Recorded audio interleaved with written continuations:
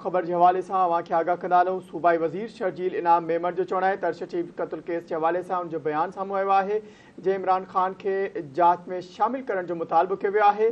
क़त्ल case की जांच में इमरान ख़ान ऐं KP जे वॾे वज़ीर खे बि शामिल कयो वञे। शर्जील इनाम मेमण जो इहो चवणु आहे। शर्जील मेमण जो वधीक चवणो त अरशद शरीफ खे कंहिं जे चवण ते पेशावर एयरपोर्ट ते सरकारी प्रोटोकॉल में ॿाहिरि वञण ते मजबूर कयो वियो।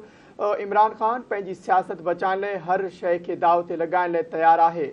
ख़बर के हवाले से नाज़रीन अवांखे आगाह कंदा हलूं। सूबाई वज़ीर जो वधीक चवणो त ॾींहों ॾींहुं इमरान ख़ान जो असल चेहरो क़ौम आॾो वाइखो थी रहियो आहे।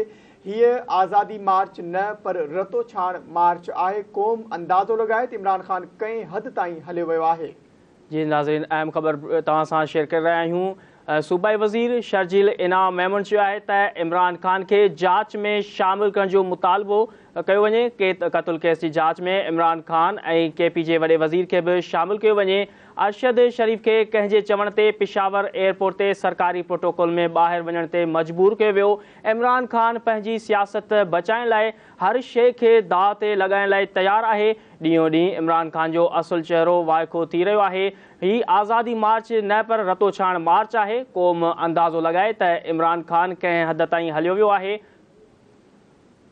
ख़बर के हवाले से नाज़रीन अवांखे आगाह कंदा हलूं। सूबाई वज़ीर शर्जील इनाम मेमण जो बयान आहे, जंहिं जे हवाले से अवांखे आगाह कंदा हलूं। अरशद शरीफ के क़त्ल केस में इमरान ख़ान के शामिल करण जो हुन मुतालबो कयो आहे। शर्जील मेमण जो वधीक चवणु आहे त क़त्ल केस की जांच में इमरान ख़ान ऐं KP जे वॾे वज़ीर खे बि शामिल कयो वञे। अरशद शरीफ खे कंहिं जे चवण ते पेशावर एयरपोर्ट ते सरकारी प्रोटोकॉल में ॿाहिरि वञण ते मजबूर कयो वियो। हुनजो चवणु हो त इमरान ख़ान पंहिंजी सियासत बचाइण लाइ हर शइ खे दाव ते लॻाइण लाइ तयारु आहे। शर्जील मेमण जो वधीक चवणो त ॾींहों ॾींहुं इमरान ख़ान जो असल चेहरो क़ौम आॾो वाइखो थी रहियो आहे। शर्जील इनाम मेमण वधीक चयो त ही आज़ादी मार्च न पर रतो छाण मार्च आहे। क़ौम अंदाज़ो लॻाए त इमरान ख़ान कंहिं बि हद ताईं वञी सघे थो। हुन वधीक चयो त अरशद शरीफ क़त्ल केस जे बाबति इमरान ख़ान खे जांच में शामिल करण जो मुतालबो कयो वियो आहे। क़त्ल केस जी जांच में इमरान ख़ान ऐं KP जे वॾे वज़ीर खे बि शामिल कयो वञे।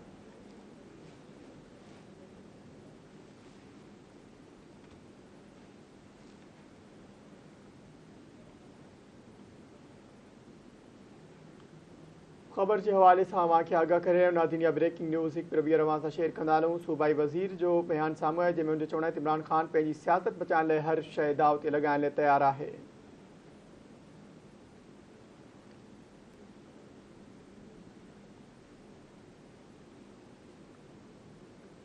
ख़बर के हवाले से अवांखे आगाह कंदा हलूं। या ब्रेकिंग न्यूज़ अवां सां हिकु ॿिए शेयर कंदा हलूं। क़त्ल केस की जांच में इमरान ख़ान ऐं KP जे वॾे वज़ीर खे शामिल कयो वञे। शर्जील इनाम मेमण जो इहो चवणु आहे त अरशद शरीफ खे कंहिं जे चवण ते ॿाहिरि वञण ते मजबूर कयो वियो। सूबाई वज़ीर प्रेस कॉन्फ्रेंस कई आहे, जंहिंमें हुनजो चवणु आहे त इमरान ख़ान पंहिंजी सियासत बचाइण लाइ हर शइ खे दाव ते लॻाइण लाइ तयारु आहे।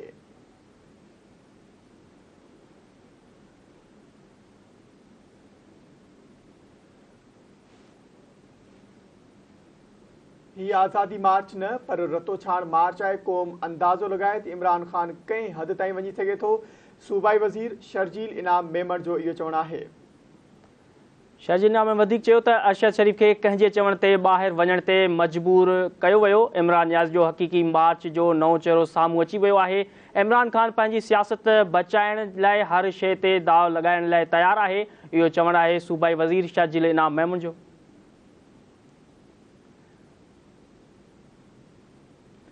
ख़बर के हवाले से नाज़रीन अवांखे आगाह कंदा हलूं। सूबाई वज़ीर जे बयान के हवाले से अवांखे आगाह कंदा हलूं। सूबाई वज़ीर जो चवणु आहे त अरशद शरीफ क़त्ल केस में इमरान ख़ान के शामिल करण जो मुतालबो कयो आहे। शर्जील मेमण, जंहिंमें हुनजो चवणु आहे त क़त्ल केस जी जांच में इमरान ख़ान ऐं KP जे वॾे वज़ीर खे शामिल कयो वञे।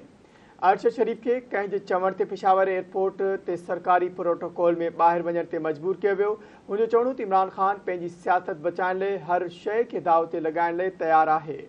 सूबाई वज़ीर वधीक चयो त ॾींहों ॾींहुं इमरान ख़ान जो असुल चेहरो क़ौम आॾो वाइखो थी रहियो आहे। ही आज़ादी मार्च न पर रतो छाण मार्च आहे। क़ौम अंदाज़ो लॻाए त इमरान ख़ान कंहिं हद ताईं हलियो वियो आहे।